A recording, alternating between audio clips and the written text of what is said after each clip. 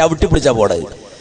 അതിന് വിട്ടുപോകുന്നവരെയും ഒരുപോലെ മുജാഹിദ് പ്രസ്ഥാനം കൈകാര്യം ചെയ്തിട്ട് കൃത്യമായി ഖുർആനിന്റെയും ഹദീസിന്റെയും ഈ വിഷയത്തിൽ ലോകപ്രസിദ്ധ പണ്ഡിതന്മാരായ ഭുവനപ്രസിദ്ധരായ പണ്ഡിതന്മാരുടെയും ഫത്വകൾ ക്രോഡീകരിച്ചും പഠിച്ചും വിഷയം അന്വേഷിച്ചും വളരെ വ്യക്തമായ നിലപാട് പറയാൻ കെൽപ്പുള്ള നട്ടലുള്ള നേതൃത്വമുള്ള പ്രസ്ഥാനമാണ് മുജാഹിദ് പ്രസ്ഥാനം എന്ന് മനസ്സിലാക്കിക്കോ.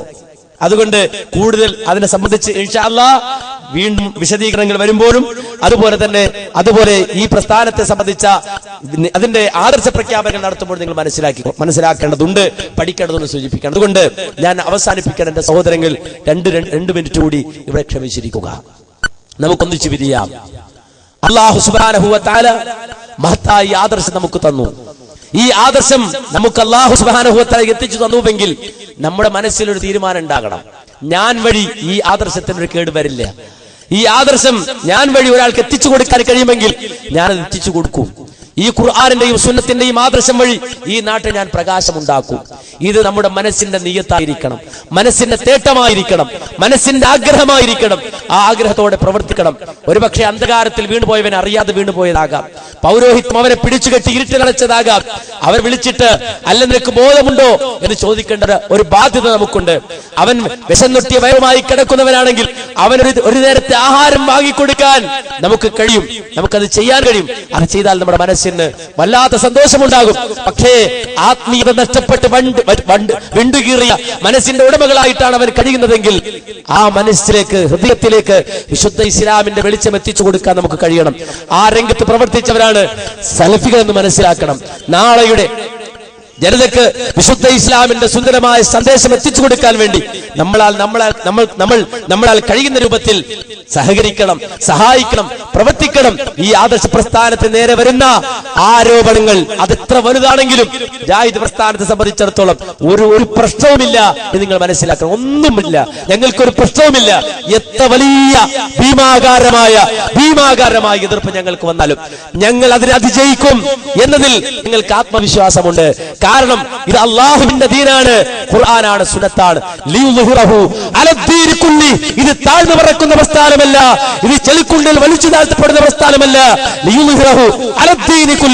എല്ലാ ആദർശത്തിന്റെയും മീതെ പറക്കുന്ന പ്രസ്ഥാനമാണ്, എല്ലാത്തിന്റെയും മുകളിൽ പറക്കുന്ന പ്രസ്ഥാനമാണ്.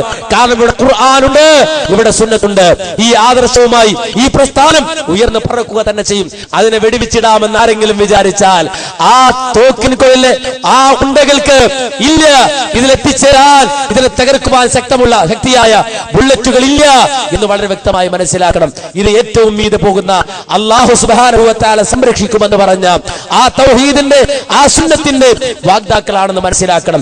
ആ ബോധം നമ്മുടെ മനസ്സിൽ സൂക്ഷിച്ച് ഈ വിശുദ്ധ ഇസ്ലാമിന്റെ പ്രകാശം എത്തിച്ചു കൊടുക്കാനുള്ള പരിശ്രമങ്ങൾ ഏർപ്പെട്ടുകൊണ്ട് ഇൻഷാ അല്ലാഹ് അല്ലാഹു സുബ്ഹാനഹു വ തആല അനുഗ്രഹിക്കുകയാണെങ്കിൽ ഡിസംബറിൽ വരാനുള്ള മുജാഹിദ് സമ്മേളനം നവോത്ഥാനത്തിന്റെ ഒരു നൂറ്റാണ്ടെന്ന പ്രമേയം ഉയർത്തിപ്പിടിച്ചുകൊണ്ട് കേരളത്തിന്റെ മണ്ണിൽ മുക്കുമൂലകളിൽ നവോത്ഥാനത്തിന്റെ കഥ പറഞ്ഞ് ബോധ്യപ്പെടുത്തി ഈ വിശുദ്ധമായ ഈ പ്രസ്ഥാനത്തിന്റെ മഹത്വം വിളിച്ചു പറഞ്ഞുകൊണ്ട് കോഴിക്കോട് നടക്കാനിരിക്കുന്ന മുജാഹിദ് സമ്മേളനത്തിന്റെ പ്രവർത്തനങ്ങളിലേക്ക് വ്യാപൃതരായിക്കൊണ്ട് ഈ പ്രസ്ഥാനത്തിന്റെ മഹത്വം പ്രസക്തിയും മനസ്സിലാക്കി പ്രവർത്തിക്കുക.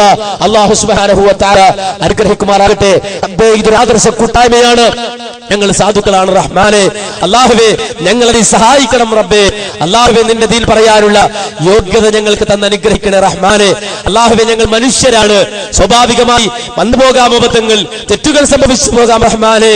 അല്ലാഹുവേ, ഞങ്ങളുടെ അബദ്ധങ്ങൾ കൊണ്ട് ഏതെങ്കിലും തെറ്റുകൾ വന്നു പോയിട്ടുണ്ടെങ്കിൽ ഞങ്ങൾക്ക് നീ മാപ്പാക്കണം റഹ്മാനെ. അല്ലാഹുവേ, ഞങ്ങൾ അറിവ് കുറഞ്ഞവരാണ്, ഞങ്ങൾക്ക് നീ നാഫിയായ ഇൽമു പ്രദാനം ചെയ്ത് അനുഗ്രഹിക്കണേ റഹ്മാനെ. അല്ലാഹുവേ, ജീവിതത്തിന്റെ നന്മകൾ സ്വീകരിക്കാനും തിന്മകളിൽ നടന്നു നിൽക്കാനുള്ള തൗഫീഖ് തന്നെ ഞങ്ങൾ നീ അനുഗ്രഹിക്കണേ റഹ്മാനെ. അല്ലാഹുവേ, നിന്റെ ദീനിന്റെ ശത്രുക്കളോട് സന്ധിയാകുന്ന മനസ്സിന്റെ ഉടമകളാക്കി ഞങ്ങൾ നീ അധപ്പതിപ്പിക്കൽ റഹ്മാനെ. അല്ലാഹുവേ, നിന്റെ ദീനിന്റെ എതിരാളികളെ എതിരാളികളായി കാണാനും ഈ ആദർശത്തിന്റെ എതിരാളികളെ എതിരാളികളായി കാണാനും ഖുർആനിന്റെയും സുന്നത്തിന്റെയും ആദർശം വെച്ചുകൊണ്ട് അവർക്ക് മറുപടി പറയാനും അവരെ എതിർത്ത് തോൽപ്പിക്കാനുമുള്ള ശക്തി നൽകി ഞങ്ങൾ നീ അനുഗ്രഹിക്കണം റഹ്മാനെ. അല്ലാഹുവേ, ഞങ്ങളുടെ മാതാപിതാക്കളോട് നീ കരുണ കാണിക്കണേ റഹ്മാനെ. അല്ലാഹുവേ, ഞങ്ങളുടെ ഇണകളെ ദുനിയാവിൽ ഞങ്ങൾ കിടക്കിയതുപോലെ നാളെ പരലോകത്തും ഞങ്ങൾക്ക് നീ ഇണക്കി തരണം റഹ്മാനെ. റഹ്മാനെ. അല്ലാഹുവേ, ഞങ്ങളുടെ മക്കൾക്കൊപ്പം ഞങ്ങളുടെ കുടുംബാദികൾക്കൊപ്പം നിന്റെ അനുഗ്രഹ സമ്പൂർണ്ണമായ ജന്നാത്തുൽ ഫിർദൗസ് ആകുന്ന സ്വർഗ്ഗത്തിൽ കഴിച്ചുകൂട്ടാനുള്ള തൗഫീഖ് തന്ന് ഞങ്ങളെ നീ അനുഗ്രഹിക്കണം റഹ്മാനെ. റബ്ബനാ തഖബ്ബൽ മിന്നാ ഇന്നക അൻത സമീഉൽ അലീം വതുബ് അലൈനാ ഇന്നക അൻത തവ്വാബുർ റഹീം. റബ്ബനാ ഇഗ്ഫിർ ലനാ വലിഇഖ്വാനിനാ الذين سبقونا بالإيمان ولا تجعل في قلوبنا غلا للذين آمنوا ربنا إنك رؤوف رحيم والحمد لله رب العالمين. السلام عليكم ورحمة الله وبركاته.